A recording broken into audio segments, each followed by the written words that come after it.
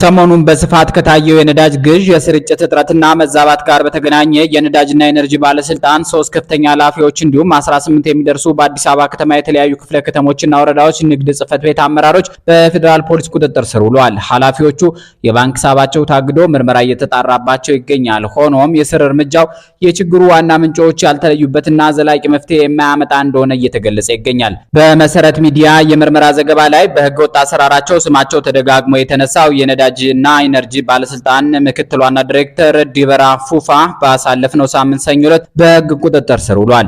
በተጨማሪም የኢትዮጵያ ነዳጅ አቅራቢ ድርጅት ዋና ስራ አስፈጻሚ እስመለዓለም ምህረቱ በተመሳሳይ በፌዴራል ፖሊስ መያዛቸው ታውቋል። እስመለዓለም ምህረቱ የቀድሞው የብሔራዊ ባንክ ገዢ ማሞ እስመለዓለም ምህረቱ አባት ናቸው እየተባለ ይገኛል። በኦሮሚያ ክልል የጅማ ዞን ፖሊስ አዛዥ ረዳት ኮሚሽነር አለሙ ታደሰና የጅማ ከተማ ፖሊስ አዛዥ ኮማንደር ዘላለም አበራ በተመሳሳይ በህገወጥ የነዳጅና የቡና ንግድ ዝውውር ተጠርጥረው በቁጥጥር ስር መዋላቸውን ዋዜማ ጽፋለች። ከሁለቱ የፖሊስ አዛዦች በተጨማሪ በዞኑ የሊሙ ገነት ወረዳ ፖሊስ አዛዥ ኢንስፔክተር ተካሊ ተረፈ፣ የሰርቦ ወረዳ ፖሊስ ወንጀል መከላከል ኃላፊ ኢንስፔክተር ተሬሳ ቶሊ እንዲሁም አንድ ሾፌር በቁጥጥር ስር መዋላቸው ተዘግቧል።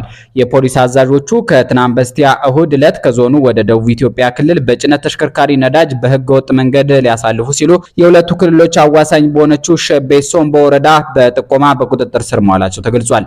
ከዚህ ህገወጥ ንግድ ጋር በተያያዘ በዞኑ በርካታ የመንግስት የስራ ኃላፊዎችና ሰራተኞች በቁጥጥር ስር እየዋሉ መሆኑንም ምንጮች ገልጸዋል። በቁጥጥር ስር በዋሉት በዞኑ ፖሊስ አዛዥ ረዳት ኮሚሽነር አለሙ ታደሰ ምትክ ኮማንደር ሱልጣን አባ ቡልጉ እንዲሁም የጅማ ከተማ ፖሊስ አዛዥ በነበሩት ኮማንደር ዘላለም አበራ ምትክ ኮማንደር ከሊላ ማኖ መሾማቸው እየተነገረ ነው። ሰሞኑን የታየው የነዳጅ ስርጭት መዛባትና እጥረት ችግር የንግድና ቀጠናዊ ትስስር ሚኒስትሩን እንዲሁም የነዳጅና ኤነርጂ ባለስልጣን ዋና ዳይሬክተሩን ጭምር የሚመለከት ነው የሚሉት ምንጮቹ በእነርሱ ትዕዛዝ ጉዳይ የሚፈጽሙ ኃላፊዎችን ብቻ ተጠርጣሪ ማድረግ ፍትሃዊ መስሎ እንደማይታያቸው አመልክተዋል። ህገወጥ የነዳጅ ስርጭትን ለመቆጣጠርና በማደያዎች መካከል የሚታየውን አድሏዊ የጭነት አሰራር ለማስወገድ በባለስልጣኑ የወጣውን የነዳጅ አከፋፋይ ኩባንያዎች የገበያ ድርሻ ድልድል ያስታወሱት ምንጮቹ በተለይ ሚኒስትሩ ካሳሁን ጎፌ ክፍፍሉን በቀመሩ መሰረት ከማስፈጸም ይልቅ የግል ጥቅማቸው ማስጠበቂያ ማድረጋቸውን የችግሩ ዋና መንስኤ አድርገው ይጠቀሳሉ። የነዳጅ አከፋፋይ ኩባንያዎች የሎጂስቲክስ አቅምና ልምድ የነዳጅ ገበያ ድርሻቸውን እንደሚወስን የጠቀሱት ምንጮቹ በሚኒስትሩ ካሳሁን ጎፌ የተሰጠ ባሉት ቀጥተኛ ህገወጥ ትዕዛዝ በጊዜ ሂደት ከፍተኛ አቅም የፈጠሩ ኩባንያዎች ድርሻቸው ተነጥቆ በቂ ልምድና የሎጂስቲክስ አቅም ለሌለው አንድ ኩባንያ መሰጠቱ የሰሞኑን የነዳጅ ስርጭት መዛባት ከፈጠሩት ምክንያቶች አንዱ እንደሆነ ገልጸዋል። በነዳጅ ገበያ ድርሻ ክፍፍል ሊጠቅሙት ያሰቡትን ኩባንያ ድርሻ በማሳደግ ቀደም ሲል ከፍተኛ ድርሻ ያላቸውን ኩባንያዎች ከገበያ ማስወጣት ዋና ዓላማቸው እንደሆነ ሚኒስትሩ ገና ወደ ስልጣን እንደመጡ በከፍተኛ ኃላፊዎች ስብሰባ ላይ በግልጽ ያነሱ እንደነበር ከተሰብሳቢዎቹ መካከል ነበርን ያሉ ምንጮች አውስተዋል። የነዳጅ ስርጭትን ለማሳለጥም ሆነ ለማዛባት ከፍተኛ ሚና ያላቸው አከፋፋይ ኩባንያዎች በዚህ መሰሉ የጥቅም ሰንሰለት በመማረር ከሚኒስትሩ ጋራ ግልጽ ፍጥጫ ውስጥ የገቡበት አጋጣሚ ባለፈው ሳምንት አርብ በተካሄደ የሴክተሩ ስብሰባ ላይ መስተዋሉን ምንጮቹ ተናግረዋል።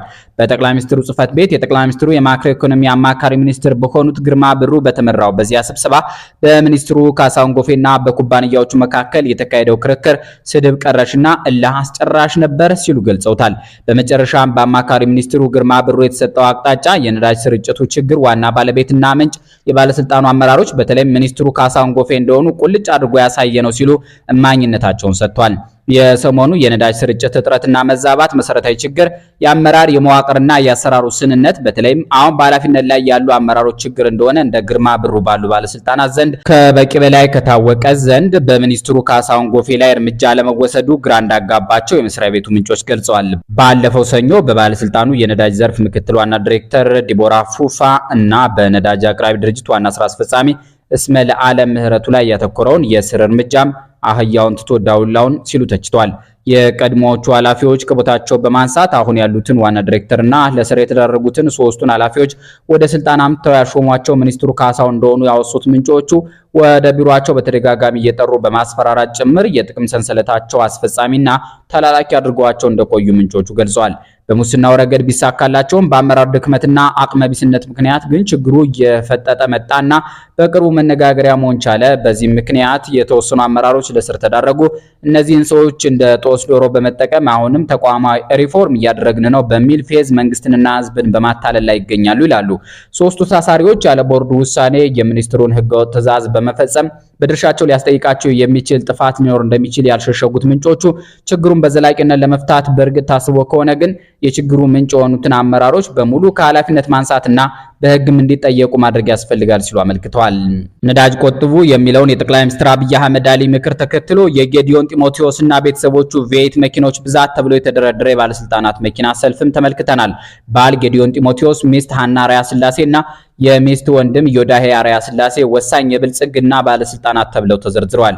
ፊንፊኔ ፕሬስ በአንድ ጽሑፉ ሶማሌ፣ ትግራይ ክልልና ሌሎችንም ጨምሮ 8 ክልሎች ፌዴራል መንግስት ላይ ከጌዲዮን ጢሞቴዎስ ቤተሰብ በላይ ተወካይ የላቸውም በማለት ከላይ የተጠቀሱትን ባልን፣ ሚስትንና የሐና አርአያ ስላሴን ወንድም የዘረዘረ ሐሳብ አጋርቷል። የሚገርመው ይህ በከፍተኛ ስልጣን ደረጃ ነው። ወረድ ስትል በዳይሬክተር በቢሮ ኃላፊ ማረጎች አጎት ልጅ፣ አክስት ልጅ፣ አማች ምናምን በሽ ነው።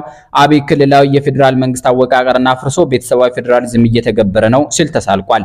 ነዳጁ በዘመዳሞች መኪና ነዶ እያለቀ ነው መባሉም ለዚህ ነው። አምስተርዳም ሆኖ በኢትዮጵያ ፖለቲካ ጉዳይ አስተያየት እንደሚሰጥ የሚነገርለት ፋሲሌኒ ዓለም የመካከለኛው ምስራቅ ጦርነት የአብይን የሰሜን ዘመቻ እቅድ አበላሽቶታል ሲል ጽፏል።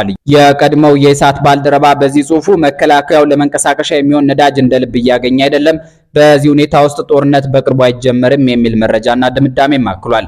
ነዳጅ ቁጠባው መጀመር ያለበት ከባለስልጣናቱ ነው የሚለው ፋሲል አንድ ሚኒስትር ለራሱ ለሚስቱና ለልጆቹ ማመላለሻ 3 መኪኖች ይሰጡታል።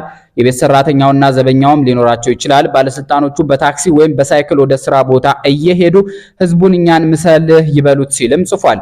ይህ አባባሉ የቅርብ ወዳጁ ናቸው የሚባልላቸው አንዳርጋቸው ጽጌ ሀብተ ማርያም የታፋኙ ማስታወሻ በተሰኘው መጽሐፋቸው ውስጥ አብይን መከርኳቸው ካሉት ሐሳብ ጋር ይመሳሰላል። አንዲ ለአብይ ሰጠዋቸው ያሉት ምክር ከወጣቱ ጋር አብረህ እየተቸገርክ ልማት ላመጣልህ ነው ጠብቀኝ በለው፣ አለበለዚያ አንተ ተመችቶ ለዓለማህ ነው ብትለው አይጠብቅህም የሚል ነበር።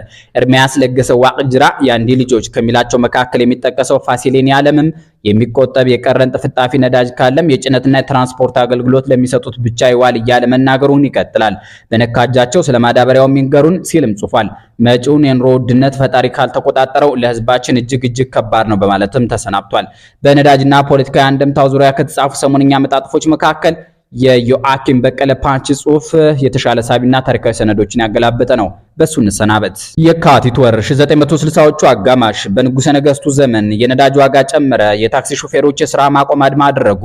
ከተማ ውስጥ መጓጓዣ ተሽከርካሪዎች ጠፉ። ህዝቡ ለመንቀሳቀስ ተቸገረ። ህዝቡ ሆ ብሎ ሰልፍ ወጣ። ምን መጣብን ተባለ። በምስጢር አብዮቱን ለማቀጣጠል ጎንበስ ቀና የሚሉት የወቅቱ የዩኒቨርሲቲ ተማሪዎችም አብዮቱ ሳይታሰብ የፈነዳ መሰላቸው። ተደናገጡ። የዩኒቨርሲቲው ግቢ ተበጠበጠ። አስተዳደሩ ተሽመደመደ። በአሌክዛንድሪያና በፈረንሳይ ትምህርታቸውን የተማሩት የወቅቱ ጠቅላይ ሚኒስትር ጸሐፌ ትእዛዝ አክሊሉ ሀብተወልድ ስልጣናቸውን በፈቃዳቸው ለቀቁ። የወቅቱ ነዳጅ ዋጋ መጨመር ቀጥታ ከዳቦ ዋጋ ጋር በመገናኘቱ አገሪቱ ውስጥ ለነበረው ፖለቲካ ያለመረጋጋት እንዳቀጣጣይ ክብሪት ሆነ። ነዳጁ ለምን ጨመረ? ግብጽና ሱሪያ በ6 ቀን ጦርነት የተነጠቁትን መሬት ለማስመለስ በድንገት እስራኤል ላይ ጥቃት ሰነዘሩ። የዮም ኩፕር ጦርነት ተጀመረ። አሜሪካና የምዕራብ ሀገራት ለእስራኤል ወታደራዊ ድጋፍ መስጠት ጀመሩ። ይህን የተቃወሙት የአረብ ነዳጅ አምራች ሀገራት ኦፔክ ነዳጅን እንደ ፖለቲካ መሳሪያ ለመጠቀም ወሰኑ።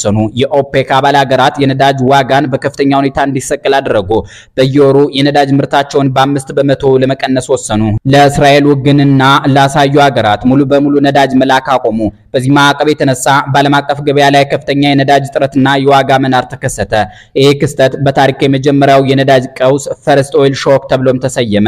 ሰውየው ኤፍ ዊሊያም እንግዳህል ይባላል። አሜሪካዊ ጀርመናዊ የፖለቲካና ኢኮኖሚክስ ተመራማሪ ነው። ኤ ሴንቸሪ ኦፍ ዋር አንግሎ አሜሪካን ኦይል ፖለቲክስ ኤንድ ዘ ኒው ወርልድ ኦርደር የሚል መጽሐፍ ጽፏል። በዚህ መጽሐፍ የ1973ቱን የነዳጅ እጥረት ተራ የአረብ ሀገራት ተቃውሞ እንዳልነበር ያስረዳል። ይልቁንም የነዳጅ ቀውስ የተፈጠረው በአሜሪካና በብሪታንያ ከፍተኛ ባለስልጣናት የታቀደ ጂኦፖለቲክስ ሴራ እንደሆነ ያብራራዋል። እንዲህ ብሎ ከጦርነቱ ጥቂት ቀናት በፊት በስዊድን በተደረገ ምስጢራዊ ስብሰባ ላይ የነዳጅ ዋጋ በከፍተኛ ሁኔታ እንዲጨምር ስምምነት ላይ ተደርሶ ነበር።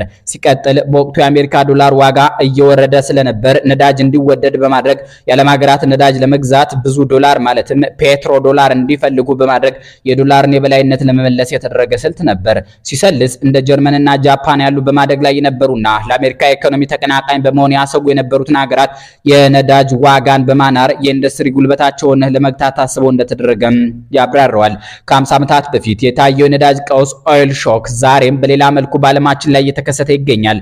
በሩሲያና ዩክሬን እንዲሁም በመካከለኛው ምስራቅ እስራኤልና ጋዛ፣ ኢራን የተቀሰቀሱት ግጭቶች የዓለምን የኢኮኖሚ የደም ስር ዳግም እየበጠበጡት ነው። የ1973ቱ የነዳጅ ቀውስም ሆነ የዛሬው ምስራቁ ጦርነት የሚያስተምሩን አንድ እውነት አለ።